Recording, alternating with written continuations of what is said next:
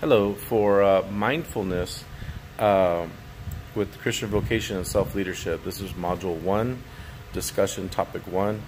The question that I'll be answering is, how can mindfulness and curiosity be useful in your approach to self-leadership and maximizing the meaning of life? After watching the video from Ellen Langer about mindfulness, it kind of brought me back to a conversation I had with a cashier at Home Depot. Normally, what you do is you go through there, you scan your items, and you swipe your card, and you can actually go through that entire process at any grocery store, anywhere, and never even converse with the person on the other side of the register.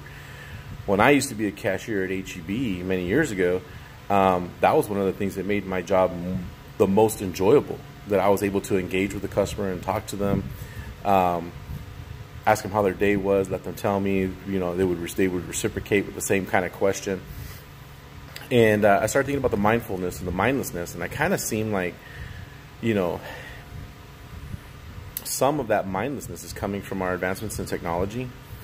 And I remember remarking to this cashier at Home Depot, I just told her, I said, I really kind of hate this swiping of the card thing. I said, I remember when people used to converse with the cashiers, and she was, I guess, about my age. She said, that's the way it used to be.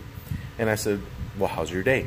So, and it was able to make that experience a memorable and meaningful experience, and kind of getting out of the monotony of just doing one thing over the other. Now, how can this help me with my self-leadership? Is really just being mindful of my interactions with people that are my followers, so that we can create meaningful experiences. Because meaningful experiences are the ones we remember. When you go through those mindless experiences, there's never really a connection. But once you have those meaningful experiences, and if you do that as for your self-leadership, that can really improve your self-leadership. Because it goes along with the curiosity. And again, the second part of this was, how does curiosity? Curiosity is what guides us to always want to learn.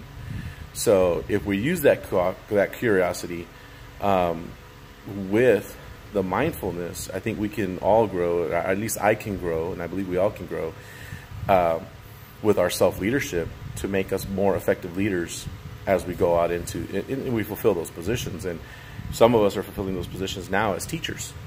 So, and that is one of the ways I run my class with my students, is that I try to develop these meaningful experiences so that they stay actively engaged. And I think that would be something that I could do with my followers as I move on into administration. And I think, or I believe, I believe, and I pretty much know that that is the path to not only improving self-leadership, but to maximizing life.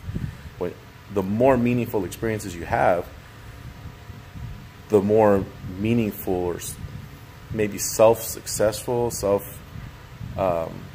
intrinsic, not necessarily pride, but but pride in what you're doing can help make you be a better leader. Because if you believe in what you're doing, if you have that inside of you, then you could hopefully pass that on to your followers.